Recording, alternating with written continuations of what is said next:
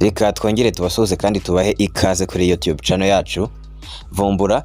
By'umwihariko nk'uko mubibona imbere yanjye tugarutse muri cya gisata cya cryptocurrency, tukaba tugarutse kuvuga kuri ya coin yacu yitwa ETH. Aka kanya ngira ngo muri kubona ko agaciro ka ETH kari kuzamuka ku buryo buteye ubwoba. Ngira ngo muri kubona ko ETH imwe aka kanya irimo iravunja amadolari 21.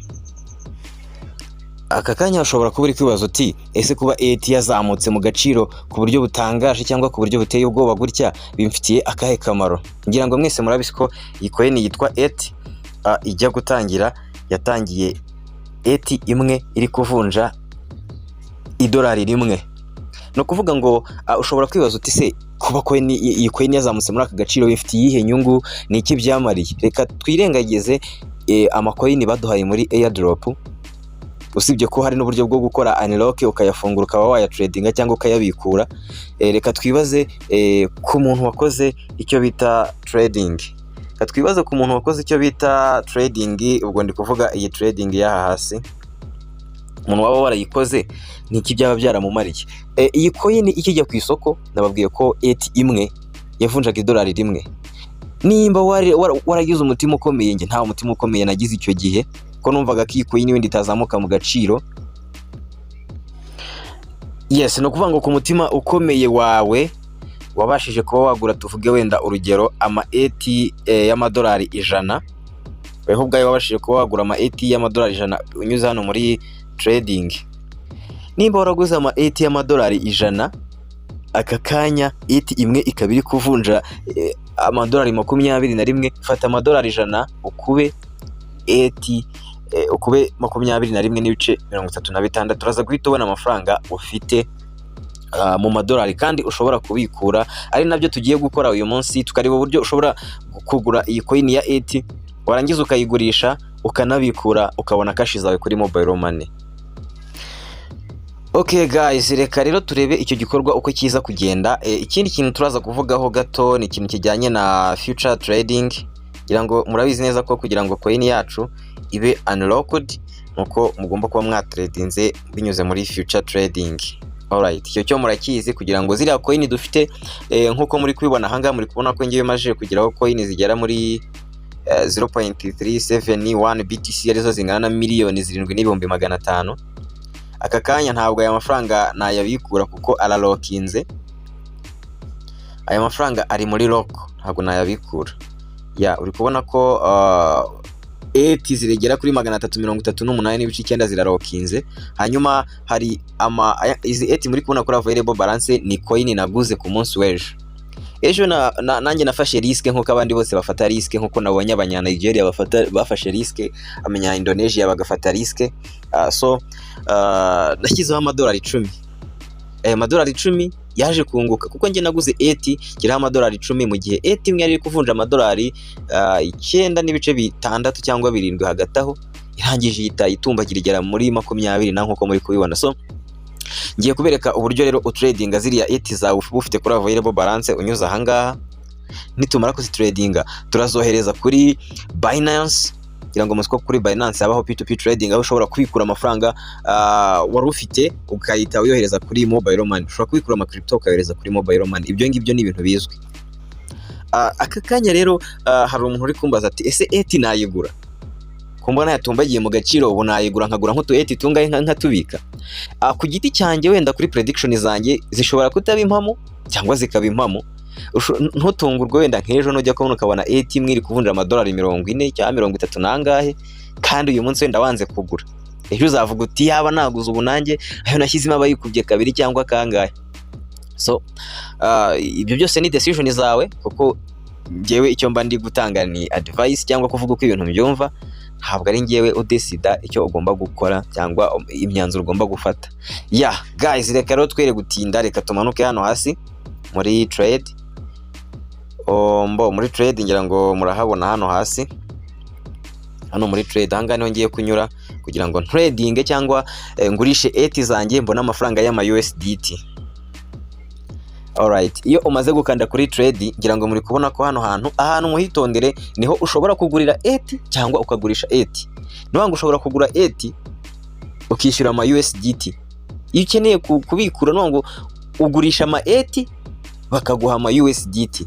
Nkuko nabibabwiye njyewe natanze ama USDT 10 bampa ETH imwe, icyo gihe bampaye ETH imwe n'ibice bitandatu. Iyi niyo ETH bampaye imwe n'ibice bitandatu 0.6 nkimara kwishyura ya madolari 10. Rero aya ma ETH ngiye kuyagurisha mbone amafaranga y'ama USDT. So ikintu cya mbere ukora iyo ugiye kugurisha ama ETH, ubone yuko kanze hano kuri buy, bivuze ngo ugiye kugura ama ETH, bivuze ngo ufite ama USDT.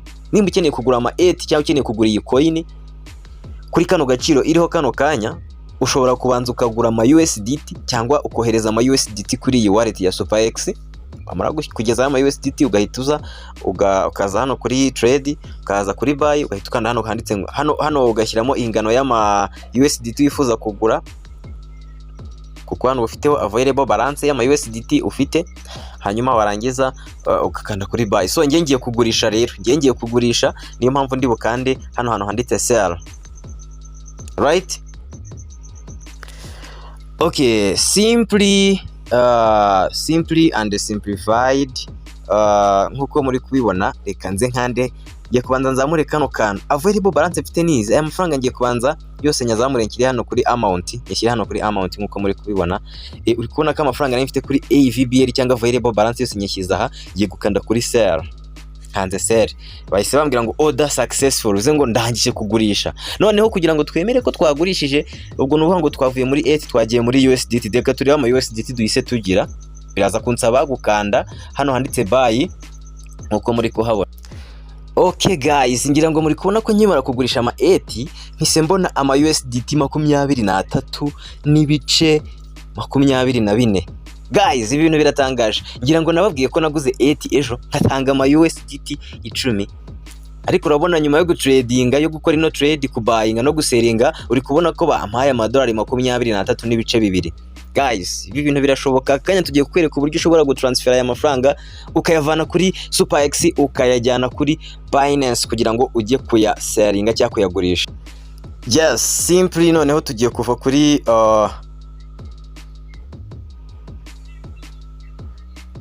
kuri iyi coin, iyi icon ya trade, tujye kuri hano kuri wallet, tujye ku ikofi yacu. Ngira ngo muri kubona ko kuri 8 mfiteho za miliyoni 7,400, mukabona ko kuri USDT mfiteho 23,987. So reka nkande kuri USDT ahangaha uko bimeze. Rero muri kubona ko hano ushobora gukanda kuri icon ya withdraw. Ngiye kubikura, ndi bubikure ama USDT 23. Hanyuma reka nkande kuri withdraw. Ngira ngo iyo ukanze kuri withdraw, hano bagusaba gushyiramo wallet address, hano gahitamo network. Hano amafaranga make yo kubikura ni amadolari 5, ama USDT 5, kandi muri kubona ko kuri available balance mfiteho 23 n'ibice 2. Hanyuma network fees baraza kunkata USDT rimwe kugira ngo nkore ino transactions. Ngira ngo guys ahangaha birasobanutse. Yes guys, ikintu ukora rero iyo ushaka gukura amafaranga kuri SuperX uyashyira kuri Binance, uza kuri Binance yawe ugakanda kuri button ya deposit. Wamara gukanda kuri button ya deposit bakagusaba guhitamo crypto, tugiye ku depositinga USDT. Hanyuma ukaza guhitamo network ngiye ndi gukoresha ni ya BEP20. Yes. Hanyuma wamara kuyikandaho ukaza gukopiya wallet address. Hanyuma warangiza ugasubira kuri ya SuperX wallet. Hano hejuru ugapestinga address uvuye kuzana, address yawe. Hanyuma hano ugashyiramo amount ushaka kubikura. Ndashaka kubikura 23. Alright. Sorry. Kanongere mbisubiremo.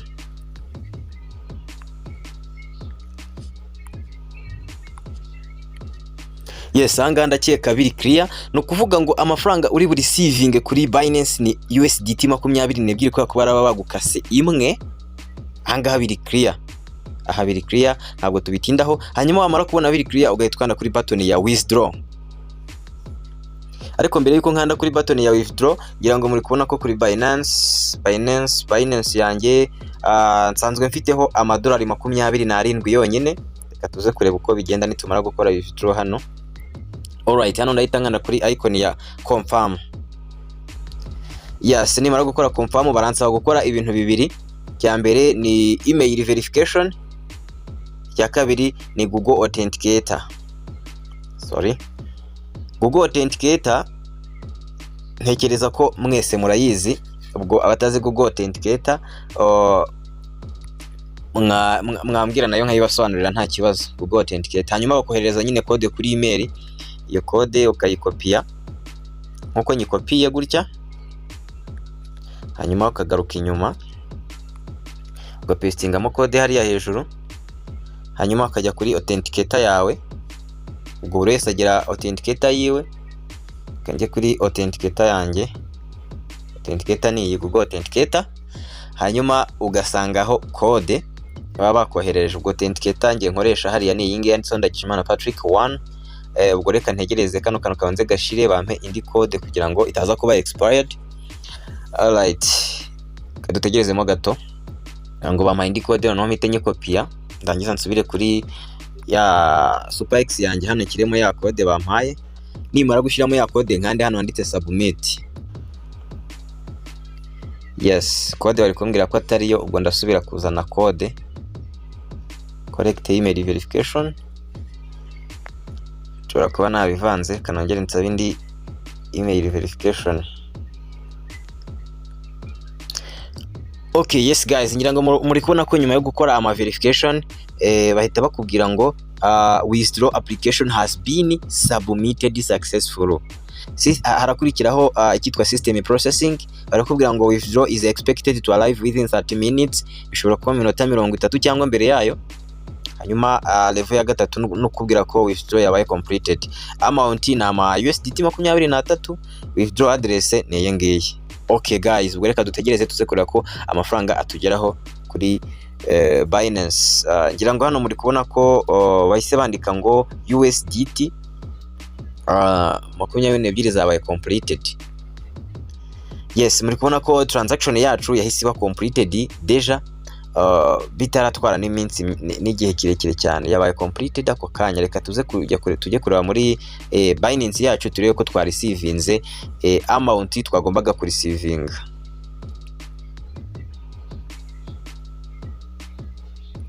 Okay guys, ngira ngo something is very simple, something is not complicated.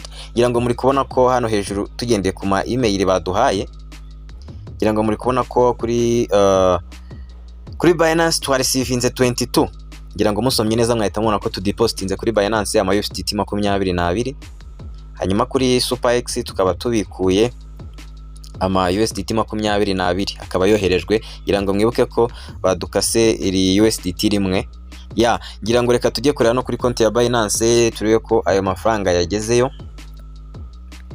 Asiko kadufite 27. Alright, muri kubona ko yamaze kugerayo deja.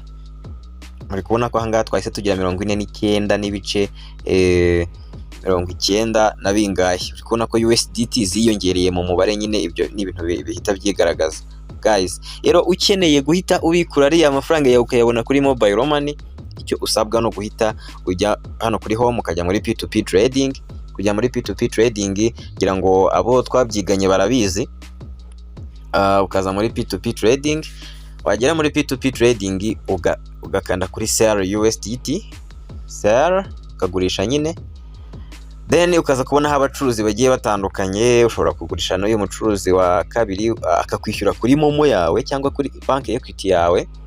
Yewe ntabwo nshaka guseringa aka kanya, ariko weho nk'umuntu ugiye guseringa uraza ugaseringa some amounts. Nimba ufite wenda tuvuge ushaka guseringa 25,000, uri kubona ko bahita baguha 26,magana.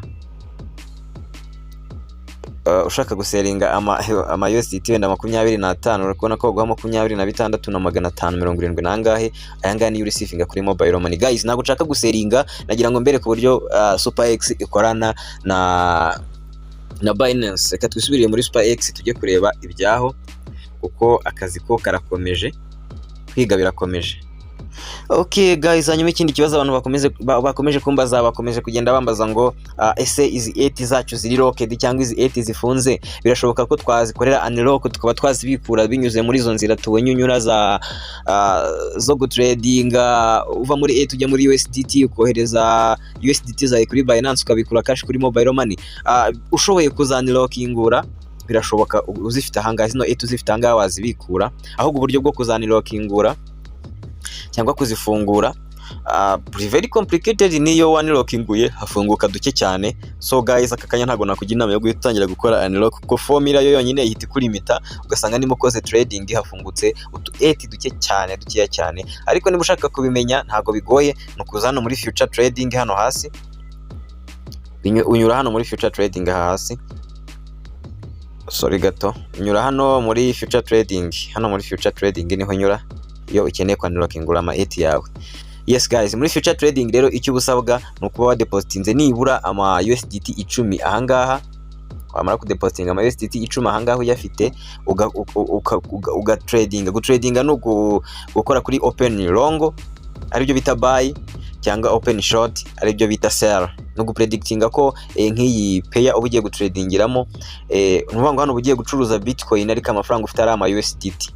Gucuruza Bitcoin nuvuga ngo Bitcoin iri buzamuke, iri mu manuke, ni ibintu nk'ibyo. Yizamutse prediction yawe ari sawa, getting a profit. Yimanutse prediction zawe ziba zayobye, getting a loss. Ndetse ukibuka no gusettinga ibijyanye n'ama leverages. Leverages ni inshuro amafaranga yawe araza kwikuba mu gihe wasetinze kuzamuka koko bikazamuka, ubu ukagera ku nshuro 150. Ariko uko uzamura leverage niko liquidation yihuta, niko kuba wahomba muri future trading. Ikigero cyo guhomba kigenda kizamuka cyane. Guys, rero reka nsoze iyi video, ndakeka byinshi nabivuze, byinshi murabisobanukiwe aka kanya. Ubwo naho muri video y'ubutaha rero tugaruka tuvuga kuri ya mishinga yindi ya Kowa ndetse na Pi Network, nayo ntago ari imishinga yari yakwayitinga, iracyahari, turacyayitegereje. Ndetse ndizera ko izanatugirira akamaro. Nimba utarakora subscribe kuri channel yacu ukaba warebye video ukageza ahangaha tugeze, no kuvuga ngo uri interested muri cryptocurrency, ushobora gukanda kuri subscribe ukanadukorera share kugira ngo abafana bacu biyongere. Ni inkunga ubu duteye kandi itari mbi cyane, idutera ka motivation bigatuma tubasha gukora cyane. Reka rero duhinira ahangaha naho muri video y'ubutaha.